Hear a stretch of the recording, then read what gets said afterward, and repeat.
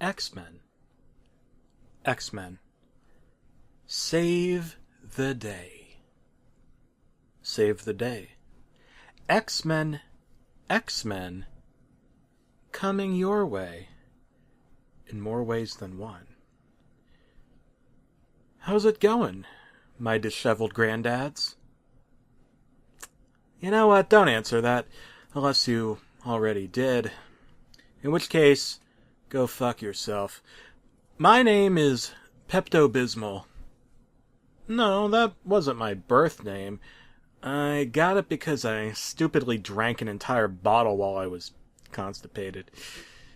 Anyway, I'm not sure why I told you my name. I'm probably going to get angry emails from stalkers, cyber terrorists, asking me why bad things happen to people sometimes, and if Seinfeld was on TV today, if Jerry would get an iPad or a Zune. Fuck it all. You know, I'm a really big follower of the X-Men. It was an animated superhero program on Fox Kids that ran from 1992 through 1997. It was based on the beloved Marvel comic book series created by Stan Lee, not Stanley, but Stan Lee, back during the hippie era. All the names. Charles Xavier, Cyclops, Wolverine, Storm, Iceman, Rogue, Kitty Pryde, Magneto, Deadpool, and Alf. Wait a minute. Alf didn't appear in X-Men, did he? No, he appeared in my shower watching me scrub my balls with a pillowcase because I was too lazy to wash with the hand towels. Okay, you know, that's not important, that's not relevant. What is that I lit a match outside of a gas truck, and now I'm dead. Seriously, I'm narrating this from hell. Is it hot in here, or is it just me? If you're watching my YouTube channel right now, you're one of my 5 fans remaining. And I appreciate you. I mean, yeah, I'm doing all the hard work of reading these stories that in most cases somebody else wrote, but you're letting me entertain you with real-life stories of really horrifying events that really happened to me. Really. You may have noticed by now that there may have been many other creepy lost episodes of other beloved television programs that we all cherish and love, such as Dudley Do-Right and Metroid. Gotta love that Metroid television program. But this is different. I mean, really different. No tacos or sodas or pizza delivery man auto cannibalism. No. This is E4 Suck this year. As you may or may not know, I work as a pet shop clerk. I try to sell pets to friendly guests, but some people are so rude to the animals that they proffer them Alka-Seltzer and Mentos, which, if consumed, would blow them up and send blood, guts, pieces of bone all over the place. Well, as luck would have it one day, a nice customer arrived. He wanted that doggy in the window. The creepy one with the waggly tail. The one that had bloodshot eyes and looked disheveled. I checked the man's background history and saw that he was 12 times arrested for having sex with his cat Chesterton. So my answer had to be a no. Of course, he attempted to bribe me off with a gift. But what could that gift have been? His unconditional love? No. Oh, I bet it was a Blu-ray disc. Or maybe even a Betamax tape? That would change things up a bit, all these friggin' stories where it's the same media. Maybe a digital subscription to Hulu or Netflix. But seriously, it was a VHS tape covered in some lonely guy's dirty Sanchez with X-Men LE doodled all over it in colored pencils and smeared elk's blood. As you might have imagined, my heart skipped a beat and a chill was sent down my spine. Enjoy. I was so happy that I went out back behind the store to smoke a cigarette. My boss found me with the victory smoke. He asked me what the fuck I was doing, and when I told him I was enjoying a faggot, he handed me a pink slip. Again, with the pink, such is the life of Pepto-Bismol. Guess he didn't realize that faggot means cigarette. What a faggot. And by that I mean what a cigarette. With all that said and done, I drove my WW2 tank home, and by that I mean my hot rod that a dude named Jesus built for me. When I got home, I took a bathroom break for several hours before popping the VHS tape into my maggot-infested VCR. I rewound the tape, got back up to take another dump, got toilet paper stuck to my shoe, wore my toilet plunger as a hat, used the blow dryer as a vibrator, and finally I played the tape. Now, this X-Men episode was uncanny from the get-go. Those of you who remember the 90s X-Men cartoon likely remember that it had a beautiful instrumental theme song that played. But this time things were different. It had lyrics.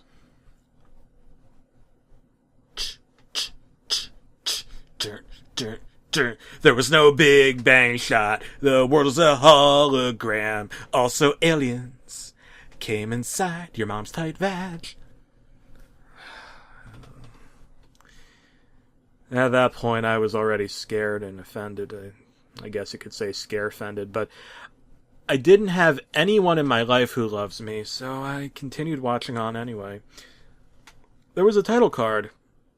It read, "The Juggernaut Sees," followed by a picture of Juggernaut, but there was something shocking about the picture. He wore a helmet with a swastika on it. Now, I never knew that Juggernaut was a German name. If it was, it'd probably be pronounced like Juggernaut, or there'd be an omelet or an omelet, whatever the fuck it's called, on top of one of the U's, but okay. With the theme song and the title card out of the way, finally, the meat of the episode began with Wolverine lying on his bed. He was in despair, crying to himself. He was holding that fat picture of Axl Rose from Guns N' Roses. You know, the one that Axl himself threatened to sue Google to take down. It's really weird. I squinted my eyes a little to see if I could make out any extra details, or, maybe a hint why that was in the episode. And all I saw was a picture of a Japanese-looking Popeye the Sailor Man. Well, ultimately I made nothing of it. Maybe the X-Men people and the Popeye people struck a syndication deal, and maybe there was a merger or something. But would Stan Lee really need the money? Yeah. Next up, Charles Xavier came in, but in a style that absolutely no true X-Men fan would ever expect. Instead of hovering in a wheelchair-style device, he barged into the room like Kramer from Seinfeld. In an accent reminiscent of Dr. Light from Mega Man 8, Xavier chimed in with, "Hey, Wolverine, we gotta stop the Juggernaut. He's starting World War III. You might have expected that Wolverine would jump right out of bed and help save the day, but no. Instead, Wolverine became aggressive, like a real-life Wolverine, and grabbed Xavier's throat, cupping it with his clawed hands, choking him. Next thing I knew, Wolverine pulled down Xavier's pants as if it was some sort of Olympic speed event. He did the unthinkable. He flipped Professor Xavier over and to Professor Xavier's limp body, he stuck his claws up his ass, anally penetrating him up and down really fast. Highly realistic gore spilled out of Xavier's asshole, while I was too bewildered to even shriek in horror. The next scene wasn't much prettier than that. The Juggernaut was seen with a Hitler mustache, giving a Nazi Sieg Heil and shouting in a thick German accent, "I am the Juggernaut! The X-Men will be me concubines! I am deadly and sinister! Like Mr. Sinister! Sinister! Brrr!" Oh boy. After reaching for my inhaler and catching my anxious breath, or perhaps noxious breath at this point, I saw something that made me realize where this tape was headed all along. A group of angry-looking men, dressed up in Nazi paraphernalia, were seen marching to the class of the X-Men. Kitty Pryde anxiously called out for Professor Xavier, but of course, what we got was a shot of him drowned in a pool of his own rectal blood. Kitty tried to go through some walls, but once she realized that her powers had failed her, she instead made rude jokes about terrible events in world history. Before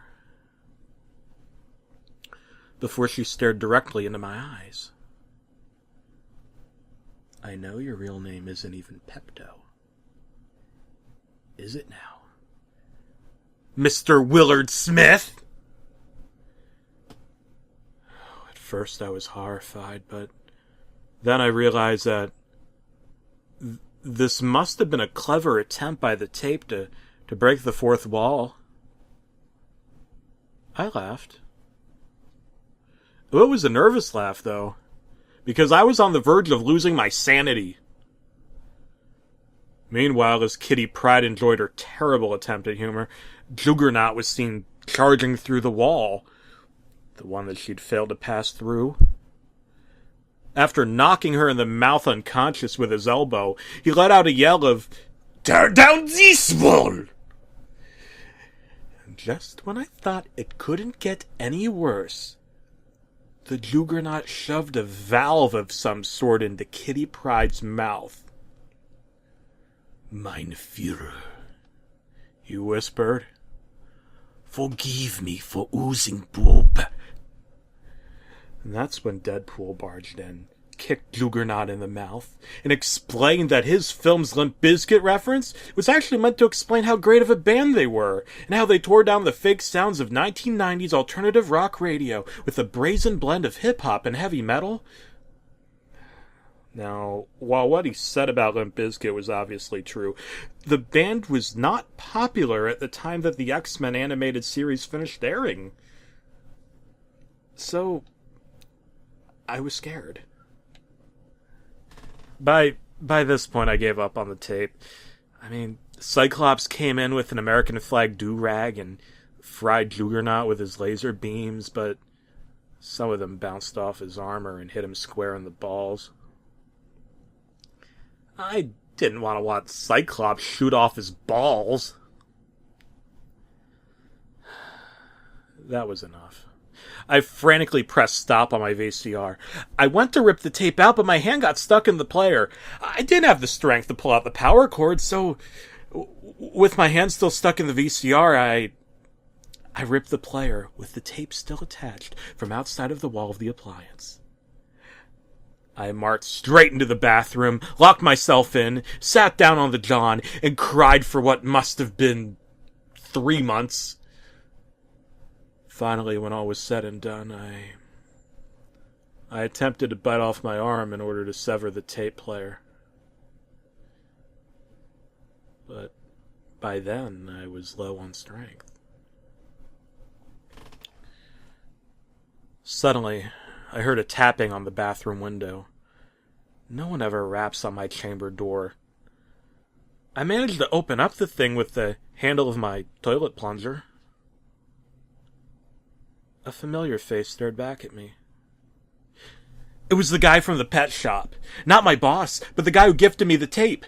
The difference was that now he was dressed in a Juggernaut costume. He had somehow obtained the dog that I wouldn't allow him to have. "This is what you get for denying my pleasure."